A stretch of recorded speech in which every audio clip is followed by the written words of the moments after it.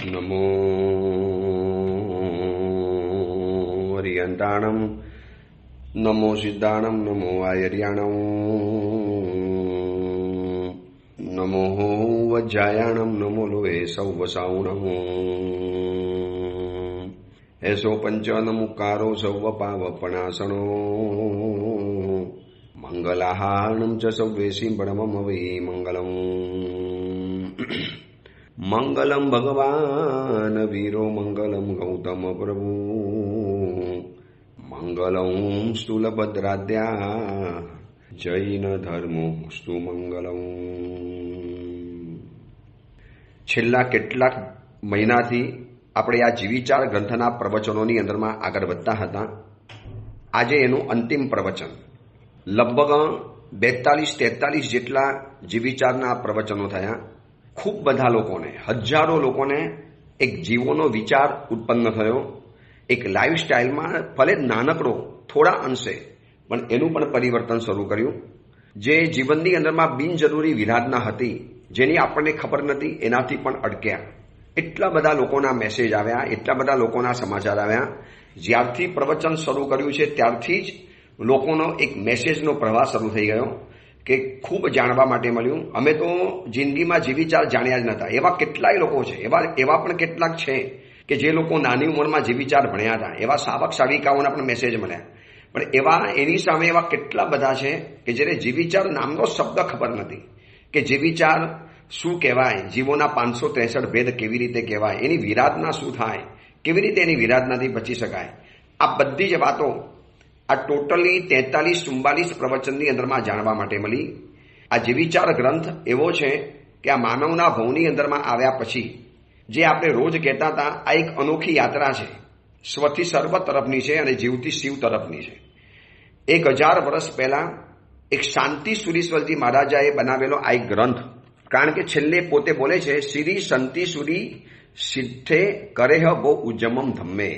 એક શાંતિ સુરીશ્વરજી તમને કહે છે કે ભાઈ ધર્મની અંદરમાં ઉદ્યમ કરો. અને એ આચાર્ય ભગવાન એમ કહે છે કે મેં તે સમયની અંદરમાં એસ જીવો વિયારો સંક્ષેપ રૂઈણ જાણના હેવું. આ જીવનો વિચાર સંક્ષેપ રુચિવાળા જીવો માટે, સંક્ષિપ્તો ઉદ્ધરીઓ રુદ્દાઓ સુય સમુદ્દાઓ, એટલા વિરાટ સુત સમુદ્રમાંથી એનો ઉદ્ધૃત કર્યો છે. વિચારજો, આ શાંતિ સુરીશ્વરજી મહારાજાએ આ ગ્રંથ જ્યારે બનાવ્યો, આ જીવિચાર નામનો, માત્ર ભલે 51 ગાથાનો હતો, 563 ભેદોને એમને જે વ્યવસ્થિત વર્ણન કર્યા.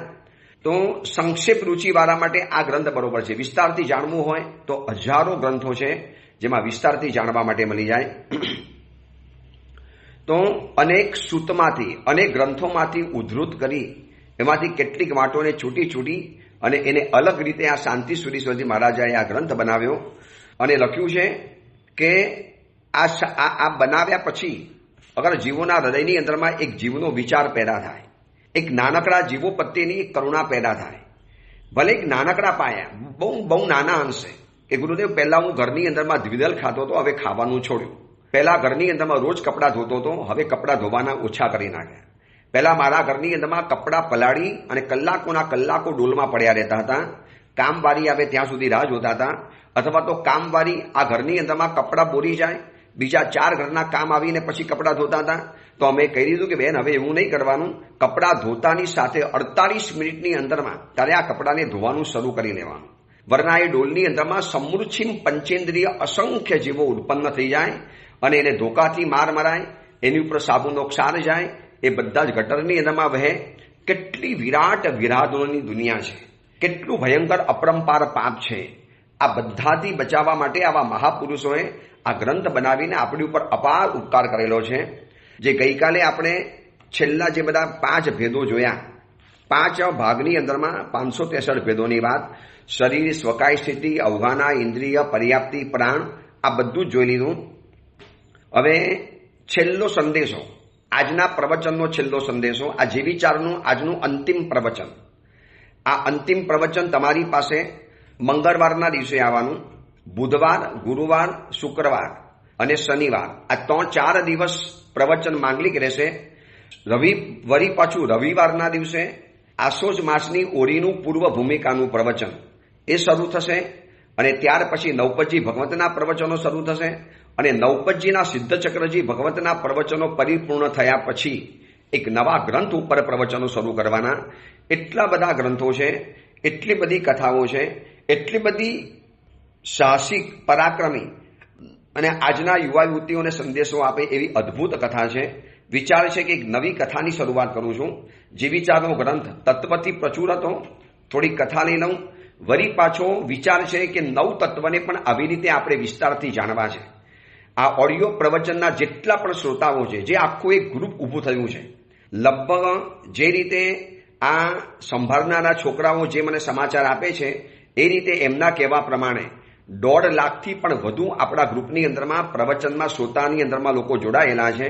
એમાંથી પ્રવચન કેટલા સાંભળતા હશે ખબર નથી, પણ 1.5 લાખથી પણ વધુ લોકો આ ગ્રુપની અંદરમાં જોડાયેલા છે. તો આટલા બધા લોકો રોજ સવારના પોરમાં ઉઠીને જ્યારે એક જિજ્ઞાસા સાથે પ્રવચન સાંભળે છે, તો કેટલી બધી કથા, કેટલું બધું સાહિત્ય, કેટલું બધું વિરાટ તત્વજ્ઞાનનો ખજાનો ભરેલો છે. એ બધો જ આપણે બતાવતા જ્યાં સુધી ચાલશે ત્યાં સુધી ચાલશે, ખબર નથી. જ્યારે ઓડિયો પ્રવચન શરૂ કર્યા કોરોનાના સમયની અંદરમાં, રોયલ કોમ્પ્લેક્સ શ્રી સંઘ, શાંતિનાથ પરમાત્માની છત્રછાયા, મારી જિંદગીનું સૌથી પ્રથમ પ્રવચન પર મેં શરૂઆત કરી રોયલ કોમ્પ્લેક્સ સંઘની અંદરમાં. અને ઓડિયો પ્રવચનની પણ શરૂઆત ત્યાંથી જ થઈ. જો કેવો એક સુમેર બંધાય છે.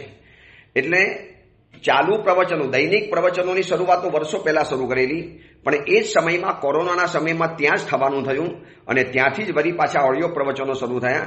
તો આજે આ લાખો લોકો સુધી એક પરિચય થયો અને એક નવો સંબંધ ઊભો થયો. આટલા લોકો સુધી ભગવાનનું તત્વજ્ઞાન પહોંચાડવાનું એક સૌભાગ્ય મને જીવનમાં પ્રાપ્ત થયું. એટલો બધો આનંદ છે, એટલો બધો સંતોષ છે કે ચલો, એક પરમાત્માએ આપણને જે જીવ આપી, જે શક્તિ આપી, જે બોલવાની તાકાત આપી, જે અવાજ સારો આપ્યો, એના કારણે આટલા બધા લોકો સુધી જો જીનવાણી પહોંચતી હોય તો ક્યાં સુધી ચાલશે ખબર નથી. જ્યાં સુધી શક્તિ હશે, અનુકૂળતા હશે, તમે સાંભળનારા શ્રોતા વર્ગ તૈયાર હશો.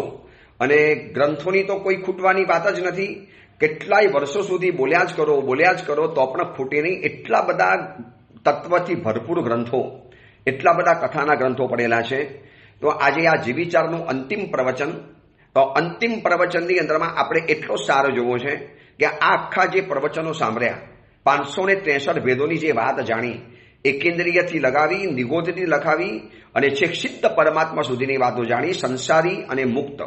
સિદ્ધ ભગવંતને આ 5 ભેદ ન હોય, સિદ્ધ પરમાત્માને ભેદ જ નથી, એટલે આની કોઈ જરૂરિયાત નથી હોતી.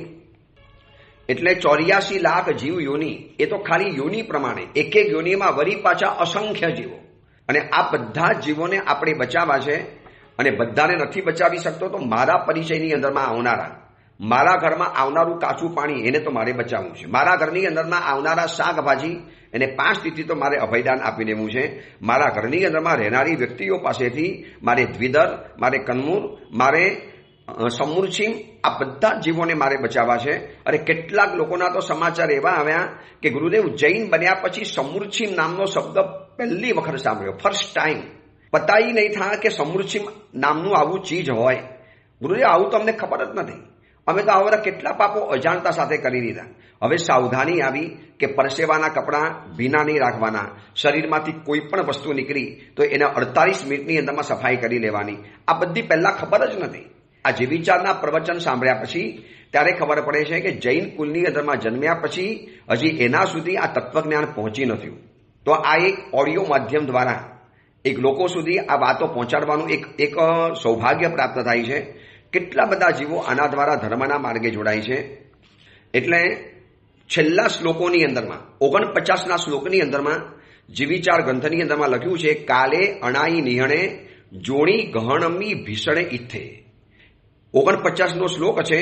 એમ લખ્યું છે કે અનાદિકાલનું આ ભયંકર સંસારનું પરિભ્રમણ અને અનેક પ્રકારની યોનિઓનું એક ગહન જારું, એની અંદરમાં ભમિયા ભમિહિંતી ચિરમ જીવા જીણ વયણમ અલહંતા. આ એક 84 લાખ યોનિનું જે જારું છે, 4 ગતિનો બનેલો આ સંસાર છે. અને અનાદિ નિધનથી આ પરિભ્રમણ ચાલુ જ છે. તો કેમ ભમ્યા છે એનું એક જ કારણ બતાવ્યું છે કે જીવા જીણ વયણમ અલહંતા. જે લોકોની પાસે જીન વચન નથી પહોંચ્યા એ જનું પરિભ્રમણ ચાલુ છે. જેને આ જીન વચન મળ્યા, જેને આ જીનવાણી સાંભળી, જેને આ જીવિચારની વાતો સાંભળી, જેને આ ભગવાનનું તત્વજ્ઞાન સાંભળ્યું, જેને આ કુવલીમાલા કે આપણે એ પહેલાના જેટલા પણ ગ્રંથો જાણ્યા, એના દ્વારા હૃદયની અંદરમાં એક ભાવના પેદા થઈ, જિજ્ઞાસા પેદા થઈ, એનાથી એક નાનકડું પરિણતિનું સ્તર ઊભું થયું, એનાથી એક અધ્યવસાયની શુદ્ધિ ઉત્પન્ન થઈ, એનાથી એક થોડુંક અસ્તિત્વ ઉપર આવ્યું. બસ એના કારણે એનો સંસાર અલ્પ બની જાય છે. અહીંયા છેલ્લે એક જ સાર બતાવ્યો કે જીવા જીર્ણ વૈણમ અલહંતા ભમિયા ભમિહિંતી ચિરમ. જીવો જીન વચનના પરિચયમાં નથી આવતા, જીવો જીન વચનનો સ્પર્શ નથી પામતા, એના કારણે આ જીવો સંસારની અંદરમાં પરિભ્રમણ પામતા હોય છે. અનાદિકાળનું આ દીર્ઘ પરિભ્રમણ આ જોયા પછી ખબર પડે કે કેટલી વિરાટ દુનિયા છે. કાલે વાંચ્યું ને, અસંખ્ય કાલચક્ર પસાર થઈ જાય છે જો એકેન્દ્રીય અવસ્થામાં પહોંચી ગયા અને આ વનસ્પતિકાયની અવસ્થામાં પહોંચી ગયા. તો પૃથ્વીકાયથી લગાવી અને આ બધાના સમયની અંદરમાં અસંખ્ય કાલચક્ર અધધ થઈ જાય એટલો બધો સમયગાળો. શું એમાં ફરીવાર આપણે જવું છે? શું એ દુનિયાનીમાં ફરીવાર કેદ પુરાવું છે? આ માનવના ભવની અંદરમાં આટલી સુખ સુવિધા સગવડ અને આટલી બધી સલામતી અનુભવ્યા પછી એ દુઃખદ જેવી દુનિયામાં કોણ જવા માટે ચાહે? બસ તો આ જીવિચાર વાંચ્યા, જીવિચાર ભણ્યા, જીવિચાર સાંભળ્યા, જીવિચારનું આંશિક અનુકરણ જીવનની અંદરમાં કરજો ખાસ. જો જીવિચારના પ્રવચનો હૃદયમાં રીસરના ગમ્યા હોય અને જમીન કન ખાતા હો તો હવે તમારા હાથ જમીન કન ખાતા ધ્રુજવા જોઈએ. હાથની અંદરમાં એક કંપાની પેદા થઈ જાય. આ જીવિચારની અંદરમાં સાંભળ્યું કે આ ખાતા ખાતા જો રાગ પેદા થઈ ગયો તો આ લોકોની દુનિયા અસંખ્ય કાલચક્રની છે. સ્વકાય સ્થિતિ, એમાં જન્મ લેવાનો, એમાં મરવાનું, એમાં જન્મ લેવાનો, એમાં મરવાનું, એમાં જન્મ લેવાનો, અને આમ કરતા કરતા કરતા અસંખ્ય કાલચક્ર જો મારા એમાં પરિભ્રમણમાં જઈ શકે એમ છે તો શું કામ આ બધું કંદમૂળ ખાવાના, શું કામ અભક્ષ ખાવાના? ખાલી બે ટકાની જીભના ચટકા માટે, ખાલી જીભનો રસાસ્વાદ પોષવા માટે, અને પેટ તો કાયમ માટે ખાલી જ રહેવાનું. આજે ખાધું કાલે ખાલી થઈ જવાનું, વળી પાછું ખાવાનું, વળી પાછું ખાલી થવાનું. પણ યાદ રાખજો, પેટમાં ગયેલું ભોજન નીકળી જાય છે, પણ ભોજન ઉપરની આસક્તિ કર્મનો બંધન બની અને આવા અસંખ્ય કાલચક્રની અંદરમાં આપણને ધસડી જાય છે. તો આ જીવિચારના પ્રવચનો સાંભળ્યા હો તો હૃદયની અંદરમાં એક પાપનો ડર પેદા થયો હોવો જોઈએ. એક જીવોને બચાવવાની ભાવના પેદા થઈ હોવી જોઈએ કે બસ હવે કોઈ પણ હિસાબે ઓછામાં ઓછી હિંસા દ્વારા મારે મારી જિંદગી પસાર કરવી છે. પહેલા બીજા મારે ઘર હોય તો વારંવાર લિફ્ટ નથી વાપરવી. જો બાજુમાં દેરાસર ઉપાશ્રય હોય તો દેરાસર ઉપાશ્રયમાં જવા માટે મારે ગાડી સાધનનો ઉપયોગ નથી કરવો. જો ઓફિસ અને ઘર એની વચમાં બહુ લાંબુ ડિસ્ટન્સ ન હોય, 1 કિલોમીટરનો હોય તો મારે ચાલી લેવું છે.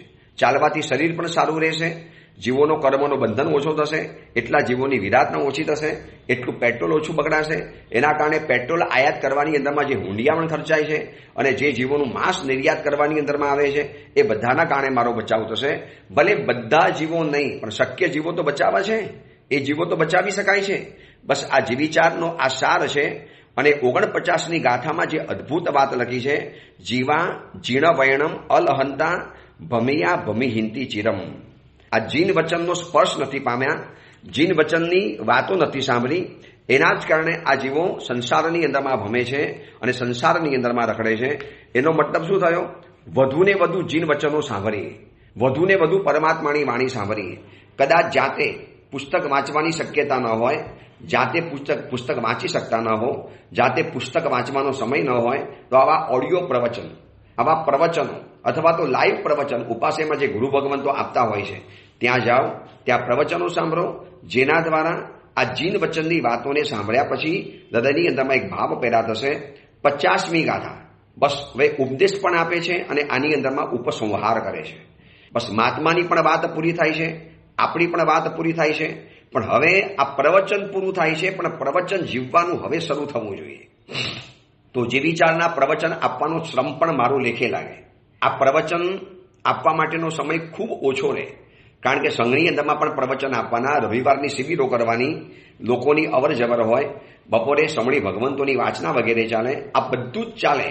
પણ આ ઓડિયો પ્રવચનો એટલો વિરાટ વર્ગ છે, એટલો મોટો ચાહક વર્ગ છે કે એને તો બંધ થઈ શકે એમ નથી. એટલે એટલો બધો હૃદયમાં ભાવ પેદા થાય, ગમે તે સમયે એકાદ વખત તો આ લોકોને પ્રવચન આપી દેવું છે. તો આ પ્રવચનનો પણ આજે ઉપસંહાર, આ ગ્રંથોનો પણ ઉપસંહાર, પણ છેલ્લે વાત બતાવે છે, તા સંપયી સંપત્તે મણુવત્તે દુલ્લહેવી સંમત્તે. એમ બતાવે છે આ શાંતિ સુરી મહારાજ કે ભાઈ ધર્મની અંદરમાં હવે ઉદ્યમ કરો. સીરી સંતિ સુરી શિઠ્ઠે કરે હો ઉજ્જમમ ધમ્મે.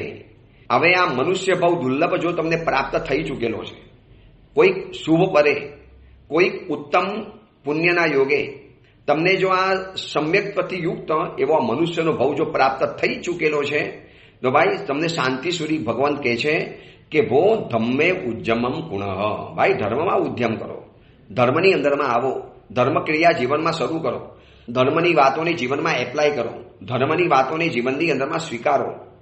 ભલે નાના અંશે પણ શુભ શરૂઆત તો કરો.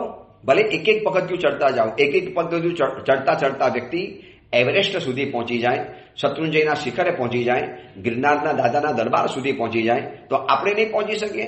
ભલે એક નાનકડું સ્ટેપ પણ એક કન્ટિન્યુ જાળવી રાખો.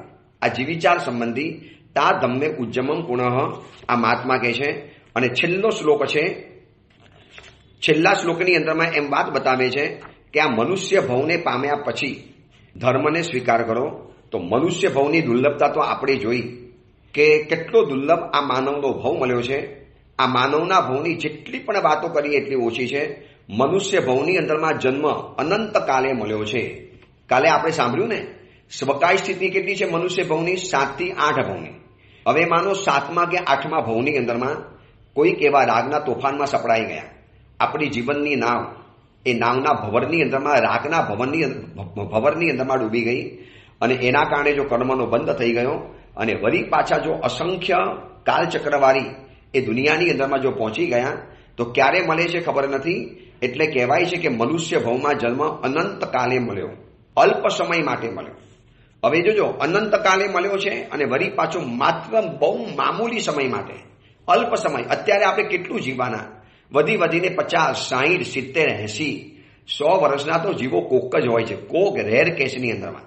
બાકી 50 વર્ષે પણ જનારા છે, 40 વર્ષે પણ જનારા છે. અને કોરોના આવ્યા પછી તો માણસ રસ્તામાં ચાલતા ચાલતા, બેસતા બેસતા, ગાડી ચલાવતા, પરીક્ષા આપતા, રમતા રમતા, લગ્નની અંદરમાં દાંડિયા રમતા કે ગરબા રમતા રમતા માણસ ઢળી પડે છે. એટલે અનંત કાળ પછી માનવનો ભવ મળ્યો, અલ્પ સમય માટે મળ્યો છે અને અનંત જીવોની બાદ બાકી પછી મળ્યો છે. અનંત જીવોની બાદ બાકી થઈ ગઈ છે. અનંત જીવોને સાઈડમાં ઢકેલ્યા અને આપણને આગળ લીધા છે, આપણને આગળ લઈ ગયા. અનંત જીવો આ મનુષ્ય ભવની અંદરમાં આવવા માટે ચાહતા હતા, પણ એ લોકોનો નંબર ન લાગ્યો અને આપણો નંબર લાગ્યો છે. એટલા માટે મહાત્મા કહે છે કે સંપૈ સંપત્તે મણુવત્તે, સંપ્રતિ એટલે હાલમાં સમ્યક દર્શનથી યુક્ત માનવનો ભવ જો તને મળી જ ગયો છે તો દોસ્ત આરાધનાની અંદરમાં કેમ વિલંબ કરે છે? કેમ આટલો બધો ધીરો છે? અનંત કાલે મળ્યો છે મનુષ્ય ભવ, અલ્પકાલ માટે મળ્યો છે અને અનંત જીવોની બાદ બાકી કર્યા પછી મળ્યો છે. આ માનવનો ભવ છે.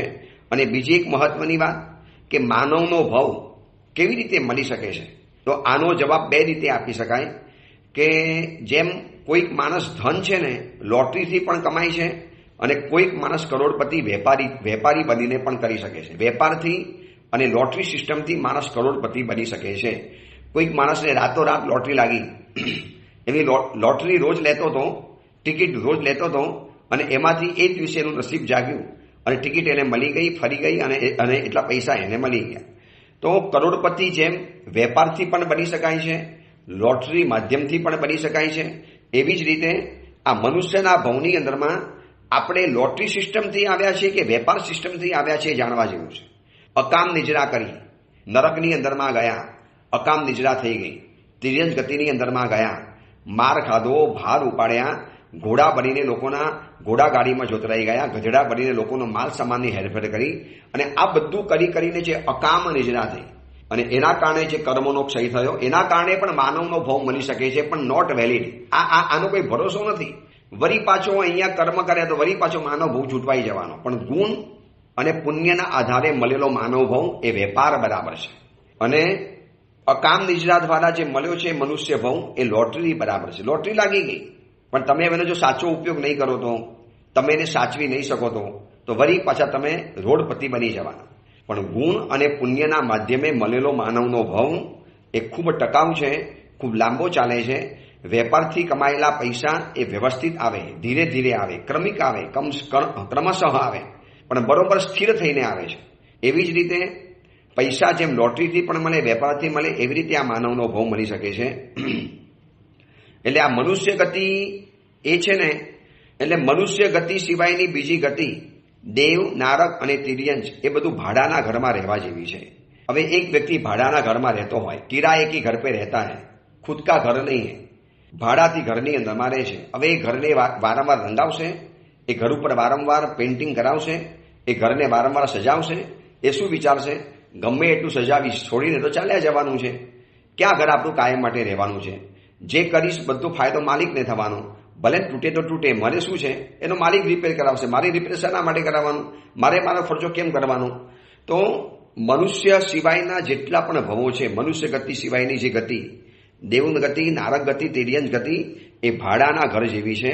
અને ભાડાના ઘરમાં ગમે એટલું તમે શણગારો, ભાડાના ઘરને તમે ગમે એટલું સુશોભિત કરો, ભાડાના ઘરને તમે ગમે એટલું ડેકોરેટ કરો, પણ એ તમારું થવાનું નથી. એ તમારું પોતાનું છે જ નહીં. એ ભાડાનું જ ઘર છે. ગમે એટલું શણગાર્યા પછી માલિક એમ નહીં કે હો બહુ સરસ શણગાર્યું, ડેકોરેશન કર્યું, જાઓ તમને ભેટમાં આપું છું. એવી રીતે આ ભવની અંદરમાં કેટલી ત્યાગ, તપસ્યા, ક્રિયા. અને દેવતાઓ કંઈ ઓછું કરે છે? પ્રભુના સમવસરમાં જાય, પ્રભુની ભક્તિ કરે, પ્રભુની દિવસ રાત સેવા ઉપાસના કરે છે. આ બધું જ કરે છે. પણ દેવતાઓને ડાયરેક્ટ સીધો ત્યાંથી મોક્ષ નથી મળતો, અથવા તો દેવ મરીને દેવ નથી બનતો. એને માનવના ભવની અંદરમાં આવવું જ પડે છે. ગમે એટલો ભવને એને શણગાર્યો હોય, ધર્મકૃત્ય દ્વારા, ધર્મક્રિયાઓ દ્વારા, સુકૃતો દ્વારા, આ બધું જ કર્યા પછી દેવ ધારે તો કેટલા દેરાસરો બનાવી શકે, દેવ ધારે તો કેટલા ઉપાશ્રયો બનાવી શકે, દેવ ધારે તો કેટલા ઉદ્યાન, છરીપાલી સંઘ, 99 યાત્રાઓ અને કેટલાય ચોમાસાના આયોજનો કરી શકે દેવ ધારે તો. એની પાસે તો વિરાટ શક્તિ છે, પૈસાની પણ કમીના નથી. પણ નથી થઈ શકતું, કારણ કે ભાડાનું ઘર છે, ભાડાનું મકાન છે, જે પોતાનું ક્યારે થતું નથી. અને જે પોતાનું નથી એને શણગારવાનું મન કેવી રીતે થાય? જ્યારે આ મનુષ્યનો ભવ એ ઘરના ઘર જેવો ભવ છે, આપણું પોતાનું ઘર છે. અહીંયા મામૂલી સાધનાથી તમે આ મકાનને શણગારો તો પરમાત્મા બનવું સુનિશ્ચિત બની જાય. બહુ નાનકડી આરાધનાથી તમે તમારા મકાનને સજાવો. મારું ઘર છે, હું ગમે તે સજાવીશ, ગમે રીતે એને ડેકોરેશન કરીશ, મારા ઘરને મારે સુંદર મજાનું સજાવવું છે. બસ આવી રીતે તમે ઘરને સજાવ્યું તો એના કારણે આ મનુષ્ય ભવ જે દીપી ઉઠવાનો, તો આપણને આ મનુષ્યનો ભવ મળ્યો છે. આ તો ભાડાનું ઘર નથી, પોતાનું ઘર છે. આપણે પોતાના ઘરમાં આવ્યા છીએ. એટલા માટે મહાત્મા કહે છે કે તા ધમ્મે ઉજ્જમમ પુનઃ. ભાઈ હવે ભાડાના ઘરમાં નથી, પોતાના ઘરમાં છે. એને શણગારી દે ને, તારા ઘરને એટલું બધું ડેકોરેટ કરી લે ને, તારા ઘરને એવું સરસ મજાનું ડેકોરેશન કરીને, એવો સુશોભિત બનાવીને, એટલું બધું સુંદર મજાનું બનાવીને કે જોનારા પણ કે વાહ શું ઘર બનાવ્યું છે, શું માનવનો ભવ એને શણગાર્યો છે. ત્યાગ, તપસ્યા, સંયમ, ઉદારતા, વિનય, વૈયાવજ, વિવેક, સંયમ જીવનનું પાલન, નાની ઉંમરે સંયમ જીવન લીધું, અથવા તો ઉપધાન કરાવ્યા, કોઈ પણ નાનકડો મોટો લાભ લીધો. આ ઉપધાન ઉત્સવની જે વાત મૂકી છે, સેંકડો વ્યક્તિઓ ઉપધાન કરવાના, સરસ મજાના તીર્થસ્થળની અંદરમાં આવીને ઉપધાન કરવાના. જે દર વખતની જેમ ઉપધાન ઉત્સવની જે વાત મૂકી છે, તો જેટલું પણ ભંડોળ ભેગું થશે એમાંથી સામૂહિક એક ઉપધાનનું આયોજન કરવાની અંદરમાં આવશે, જેથી બધાને ઉપધાન કરાવવાનો લાભ મળે. નાની સંખ્યા પણ લાભ મળે, મોટો લાભ લો તો પણ લાભ મળી શકે. તો આવા જેટલા પણ લાભ લેવાય, આ બધું જ લો છો, એનાથી માનવનો ભવ શણગારાય છે, માનવનો ભવ ડેકોરેટ બને છે. તો આપણે આપણા ઘરને કેમ ડેકોરેશન નહીં કરવાનું? આ મહાત્મા પણ આપણને એ સમજાવે છે કે તા ધમ્મે ઉજ્જમમ પુનઃ. દોસ્ત, ધર્મની અંદરમાં ઉદ્યમ કરી લે, ધર્મનો પાલવ પકડી લે, ધર્મનો સાથ સ્વીકારી લે, તને કશો જ વાંધો નહીં આવે. આ રીતે આ જીવિચારની વાતો આપણે જે સાંભળી, આ મનુષ્ય ભવની મહાનતાની વાતો સાંભળી, છેલ્લે પણ આ માનવની ભવની જે મહાત્માએ જે વાત આપણને કરી, હવે આ બધું જ જાણ્યા પછી, આ બધું જ સાંભળ્યા પછી, હવે મનુષ્ય ગતિના 2 કલંકથી આપણે દૂર રહેવું છે. આ જીવિચારનો ગ્રંથ, આ જીવિચારના પ્રવચનો આપણને એક વાત શીખવે છે કે દોસ્ત, મનુષ્ય ગતિના 2 કલંકથી કાયમ માટે દૂર રહે છે. આ માનવનો ભવ મળ્યો છે, નિષ્કલંક બનવા માટે મળ્યો છે. તો શું કામ એની અંદરમાં દોષ લગાડવા? શું કામ એની અંદરમાં આપણે કલંક ઊભું કરવું? તો માનવ ગતિના 2 કલંક છે, ધ્યેયહીન જીવન અને હીન ધ્યેય જીવન. ધ્યેય એટલે ગોલ. તમે ગોલ નક્કી કર્યો, તો માનવના ભવની અંદરમાં 2 કલંક કયા છે? ધ્યેયહીન જીવન. એનો જીવનનો કોઈ ધ્યેય નથી, એના જીવનનો કોઈ ગોલ જ નથી. ગોલલેસ લાઈફ. કોઈ ગોલ નક્કી નથી કર્યો કે મારે આ લાઈફને ક્યાં પહોંચાડવી છે, શું બનાવવું છે મારા જીવનને. મારે ઉત્તમ બનવું છે, સજ્જન બનવું છે, છેલ્લે સમણ ભગવંત બનવું છે, ઉત્તમ શ્રાવક બનવું છે, શાસનના ટ્રસ્ટી બનવું છે, શાસનના અણગાર બનવું છે, શાસનના શણગાર બનવું છે. આવો કોઈ ગોલ તો નક્કી કરવો પડશે.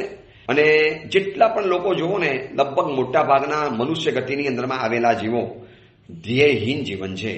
સવારે ઉઠ્યા અને સાંજે સૂઈ ગયા, બસ એ વચમાં શું કર્યું ખબર નથી. જેને ગોલ બંધાયો હોય તો માણસ સમયની બરબાદી ન કરે. આ રાતોની રાતો, હવે આ નવરાત્રિના દિવસો આવવાના, નવરાત્રિના ગરબા શરૂ થવાના, બરોબર. નવરાત્રિના ગરબા, આ પ્રવચન જ્યારે સાંભળશો ત્યારે નવરાત્રિના ગરબા શરૂ થઈ ચૂકેલા હશે. આખું યુવાધન હિરોરે ચડવાનું, યુવા યુવતીઓ ઉન્માદે ચડવાના. માદક વાતાવરણ, માદક વાતો, માદક સંગીત, એવા પ્રકારના ભોજન પણ માદક બનવાના. જ્યાંથી તમે જમવા માટે જશો આજુબાજુની અંદરમાં, બહારના ભાગમાં, એ લોકો પણ એ પોતાના ઘરાક વધુમાં વધુ પોતાની પાસે ખેંચાય એટલે એમાં પણ એવી કંઈક માદક તત્વો અંદરમાં ઉમેરશે.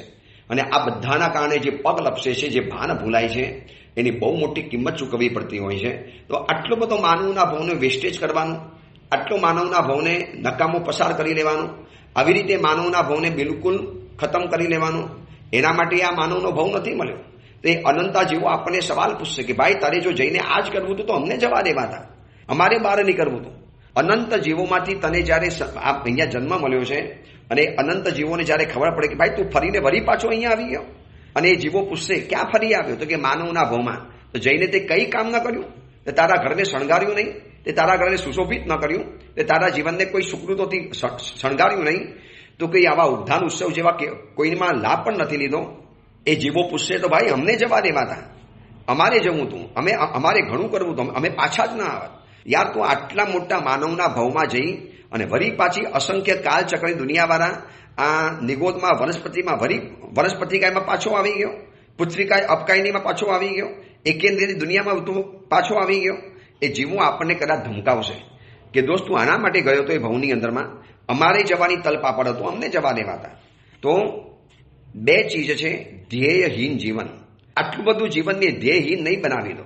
જેટલા પણ છોકરા છોકરીઓ મારા પરિચયમાં આવે છે ને, દર વખતે નવા નવા આવે અને બધાને પૂછું શું કરો છો રવિવારે? બસ સાહેબ ઘરમાં તો શું બેસી રહીએ, નાનકડા ઘરમાં 4 દિવારમાં માથું દુખવા માટે આવે, દિવાલો જાણે આપવી પડશે એવું લાગે. સાહેબ બધા દોસ્તોને બોલાવીએ ઘરમાં અથવા તો બહાર ભેગા થઈએ. 2-2 વાગ્યા સુધી બહાર બેસનારા છે છોકરા છોકરીઓ, અને વળી રાતના ઘરમાં જઈને સૂઈ જાય.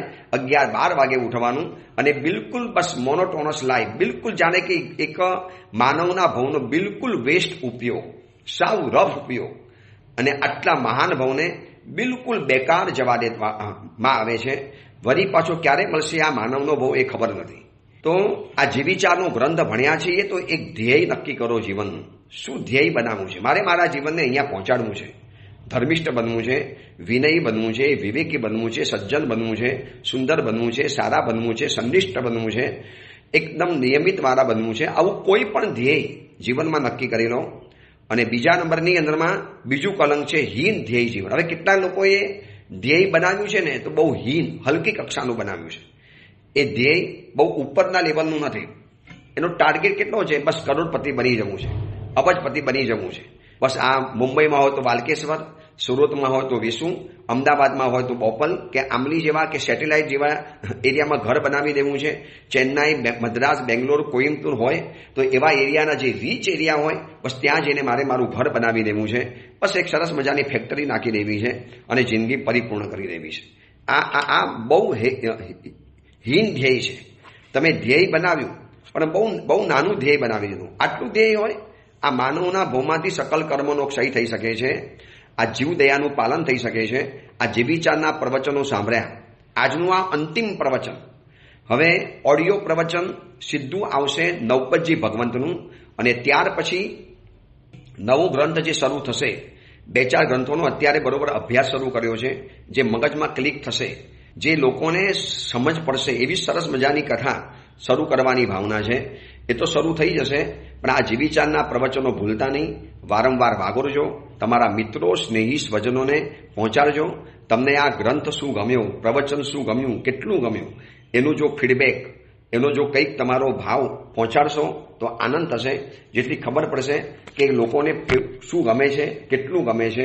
લગભગ બધાના રિવ્યુ આ સુધીમાં તો એવા આવ્યા જ છે કે આના દ્વારા ખૂબ જાણકારી મળી, ઘણું જાણવા માટે મળ્યું. એક અજાણ્યું પાસું હતું, પણ તત્વજ્ઞાનને પણ મેં એકદમ સિમ્પ્લિફાઈ, વેરીફાઈ અને મોડિફાઈ કરીને રજૂ કર્યું છે. ડાયરેક્ટ સીધે સીધું રજૂ કર્યું હોત ને તો ઘણા આમાંથી કંટાળી જાત અને ઘણા પ્રવચનના ગ્રુપમાંથી નીકળી પણ જાત. મને એવા પણ મળ્યા વ્યક્તિગત રીતે કે સાહેબ બહુ વિષય ભારે પકડ્યો છે, બહુ વિષય ભારે ખમ લાગે છે. મેળું વિષય ભારે છે પણ આ વિષય જરૂરી છે, કારણ કે આમાં એક પણ કથા ના આવે કે આની અંદરમાં કોઈક એવું જાતનું કોઈ વિવેચનો નથી આવતા, પણ આપણે જાણવું જરૂરી હતું. એટલા માટે આ પ્રવચન શરૂ કર્યા. દેવગુરુની પરમ કૃપાથી, પૂજ્યપાદ ગુરુદેવ ભુવન ભાનુ સુરેશ્વરજી મહારાજ સાહેબની પરમ કૃપાથી સરસ મજાના જીવિચાર ગ્રંથના પ્રવચનો પરિપૂર્ણ થયા. આજે પ્રવચન સમાપ્ત કરું છું. ગ્રંથનો ઉપસંહાર થયો. ગ્રંથનો આ સાર, હીન ધ્યેય જીવન અને ધ્યેયહીન જીવન, આ બંને કાઢી અને ઉચ્ચ ધ્યેય બનાવી લઈએ. અને જીવનનો ધ્યેય એક જ હોય કે જલ્દીમાં જલ્દી સકલ કર્મોનો ક્ષય કરી જલ્દીમાં જલ્દી મોક્ષની અંદરમાં પહોંચી જાઉં.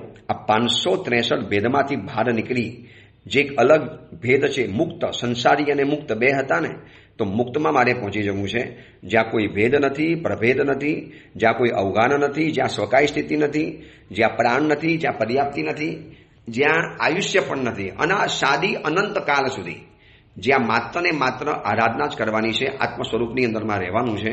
બસ એવા આત્મ સ્વરૂપની અંદરમાં રમમાણ બની જઈએ, એ જ આ જીવિચારના ગ્રંથ પ્રવચન કરવાની ભાવના હતી. બધાના મનની અંદરમાં પણ આવી એક કરુણા, આવો એક જીવદયાનો ભાવ ઉત્પન્ન થાય, એ ભાવ સાથે આ જીવિચારનું અંતિમ પ્રવચન પરિપૂર્ણ કરું છું. આજે તારીખ છે 20 તારીખના આ પ્રવચન પરિપૂર્ણ થાય છે. ભાદરવા વદ 14 20 તારીખ મહાવીરે ધામ શ્રી સંઘ સુરત વિસુની અંદરમાં આ પ્રવચન પરિપૂર્ણ કરું છું. હવે પછી નવપતજીના સીધા પ્રવચન શરૂ થશે, કારણ કે વચમાં 4 દિવસ માટે નવો ગ્રંથ શરૂ કરું, વળી પાછો ગેપ પડી જવાનો. નવપતજી ભગવંતના 10 દિવસના પ્રવચનો આવવાના, એટલે સીધું હવે નવપતજી ભગવંતની ઓરી પછી જ એક સારા દિવસે નવા ગ્રંથની શરૂઆત કરીશું. એ જ મંગલ કામના, મંગલ ભાવના. જીનાગના વિરુદ્ધ કાંઈ પણ બોલાયું હોય તો મિચ્છામી દુક્કડ.